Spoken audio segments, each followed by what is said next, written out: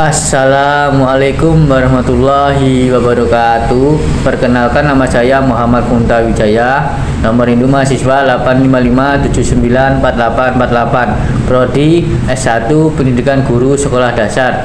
Asal PPJ UT Bandar Lampung.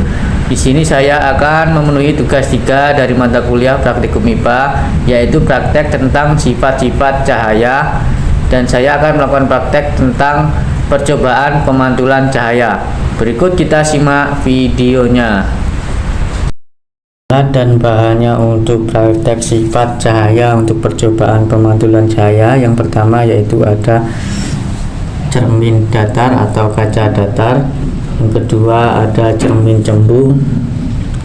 Yang ketiga ada cermin cekung. Saya menggunakan bagian dalam sisi sendok untuk cermin cekungnya. Kemudian yang keempat ada lampu sender. Kemudian yang kelima ada busur derajat untuk mengukur pusaran derajat cahaya yang datang dan cahaya yang dipantulkan. Dan yang keenam ada layar kertas putih. Yang ketujuh ada lilin. Dan yang kedelapan ada celah cahaya. Saya menggunakan sisir untuk celah cahayanya. Untuk percobaan yang pertama, saya akan melakukan percobaan pemantulan cahaya pada cermin datar. Langkah kerja yang pertama, susunlah lampu senter dan celah cahaya di depan cermin datar.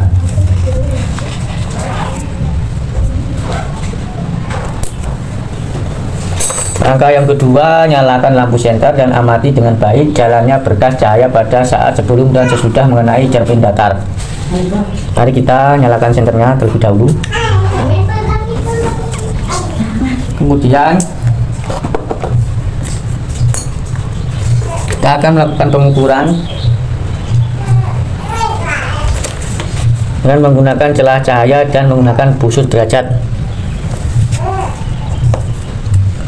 Untuk ukuran besar sudut I pada pertama yaitu adalah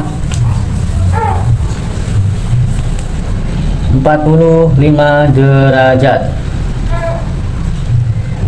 Dan untuk besar sudut pantulannya untuk sudut R yaitu adalah 45 derajat. Pengukuran yang kedua untuk sudut I, ukuran besar sudut datang yaitu adalah 50 derajat. Untuk sudut R, besar sudut pantulan yaitu adalah 50 derajat. Untuk yang pengukuran yang ketiga, untuk sudut I, ukuran besar sudut datang yaitu adalah 55 derajat. Untuk sudut R, besar sudut pantulannya adalah 55 derajat. Untuk pengukuran yang keempat, untuk sudut I, sudut besar sudut datangnya adalah 60 derajat. Untuk sudut R, sudut besar pantulannya adalah 60 derajat.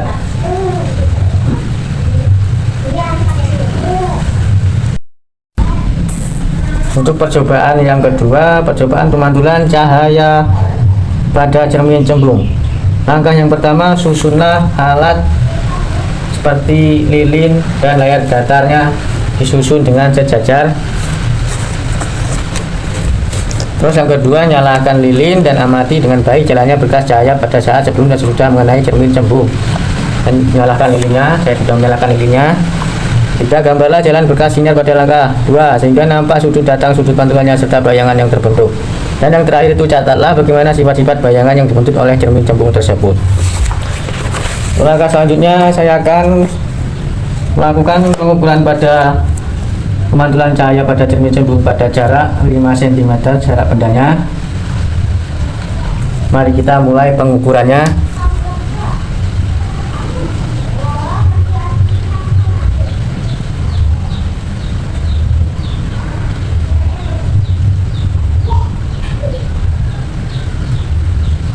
Jarak bayangannya ini adalah 8 cm.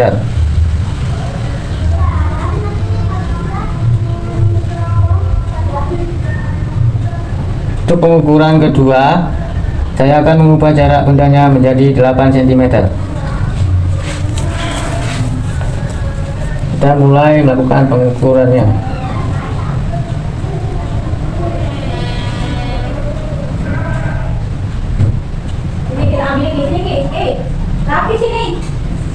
Jarak bayangannya yaitu 5 cm.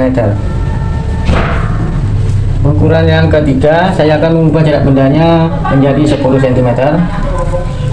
Mari kita mulai pengukurannya.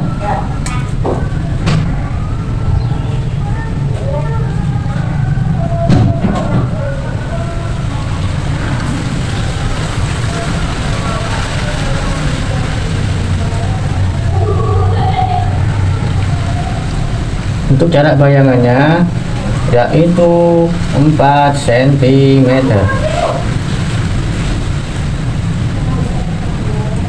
Untuk pengukuran selanjutnya, jarak bendanya saya rubah menjadi 20 cm. Mari kita mulai pengukurannya.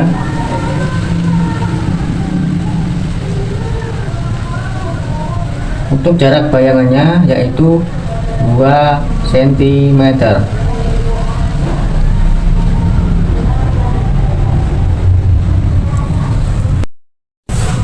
Untuk percobaan yang ketiga, percobaan pemantulan cahaya pada cermin cekung.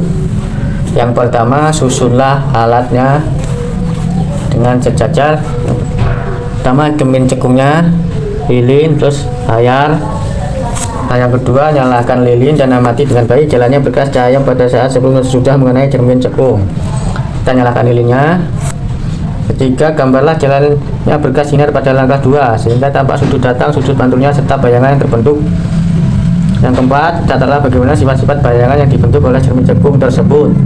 Kelima, aturlah jarak benda atau layar pada layar terbentuk bayangan yang jelas dan tajam. Selanjutnya, ukur jarak benda dan jarak bayangan. Yang keenam, jika benda di depan cermin cekung terus digeser menjauh cermin, maka pada jarak tertentu bayangan benda akan menghilang atau tidak nampak.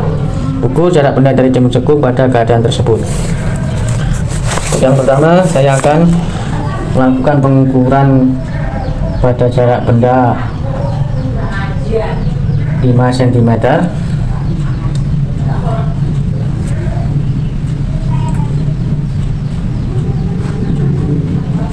Nah, di sini nampak jelas bayangannya dengan jarak 8 cm.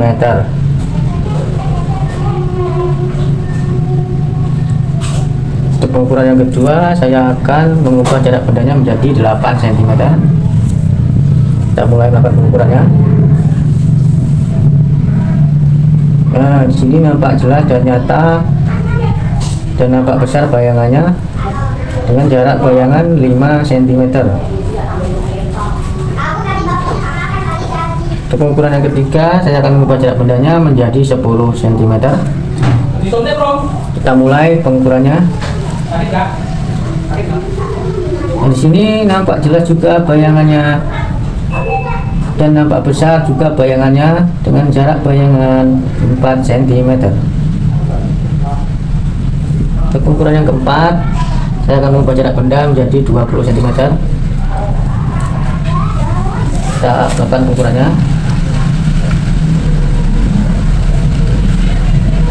Di sini bayangannya nampak jelas